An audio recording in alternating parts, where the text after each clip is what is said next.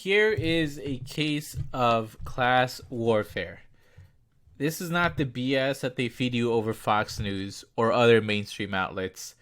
We have multi-billion-dollar chain stone Kroger versus their workers and the Seattle government.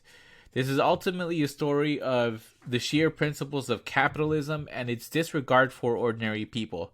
Here is a story from CNN, and it reads, Kroger will close more stores over hazard pay laws for workers. Kroger will close 2 stores in Seattle over the city's $4 an hour hazard pay requirement for grocery store workers, an escalation of the grocery chain's push against newly passed hazard pay laws growing on the West Coast. The company, the largest grocery chain in the United States, will close 2 of its QFC stores in April in response to Seattle's hazard pay measure that requires grocery stores in the city that are bigger than 85,000 square feet to pay workers an extra $4 an hour in hazard pay. The law went into effect earlier this month. Critics of the Kroger's decision to close stores and end hazard pay for workers say that the company has experienced surging sales and profits during the pandemic, and they should share more of the windfall with the frontline workers. During the first 3 quarters of 2020, Kroger's profit doubled from $1.3 billion to $2.6 billion with the same period in 2019.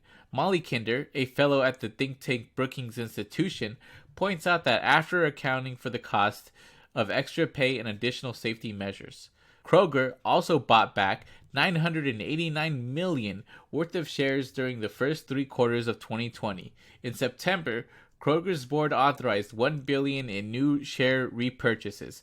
Stock buybacks boost company stock prices by making shares scarcer, and critics say companies should instead invest that money in worker pay or benefits.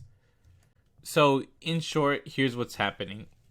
As a response to the pandemic, Seattle has said that workers should be paid extra to compensate workers for their risk. I think that's a very fair ask. Grocery store workers come in contact with people every single day, whether those people have masks or no masks, and they are still being put at risk through their jobs. I don't think it's insane to say that extra risk should mean extra pay, and Kroger didn't think that was insane either for some time. At least temporarily anyways, because the article says that Kroger had hazard pay of $2 an hour for the pandemic, but ended it even though the pandemic is still going on. Now, Seattle is forcing Kroger to take its prior position and is forcing them to pay $4 an hour, and Kroger says that it's too much and that they would rather have their stores closed than pay their workers in Seattle an extra amount for the additional risk they undertake every single day. You know, Kroger would be okay with a $4 an hour raise. They would be perfectly fine. Like, nothing bad would happen to them. Like, how do I know? Well, first, the raise is temporary, and it only applies to Seattle and any other municipality that chooses to pass these laws. Kroger doubled its profits over the first half of 2019, I believe, and somehow it can't afford to give out hazard pay. The profits doubled. There's no way that $4 an hour per worker is doubling the company's operating expenses. Like, no fucking way. Also, they used $1 billion for stock buybacks. Kroger has the money. They have the money. They show us exactly how they want to prioritize its use. They are going to enrich themselves, even if it comes at the expense of their workers. Because the moment they are asked to do a mild thing like pay employees more money for risking their lives, they decide to bomb the entire operation and put those workers out of work. This is what capitalism does. You know, companies are essentially forced to run on a philosophy of making money at whatever cost.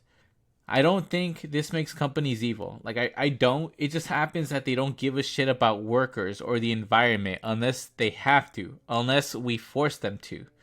And honestly, I think someone in Congress needs to call the Kroger CEO in and question him as to why he would rather leave people without jobs than raise their wages by $4 an hour during this pandemic.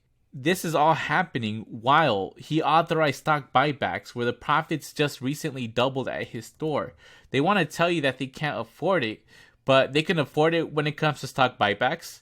They can afford it because their profits just doubled. They just can't afford it when the workers need to be paid an extra $4 an hour to risk their lives.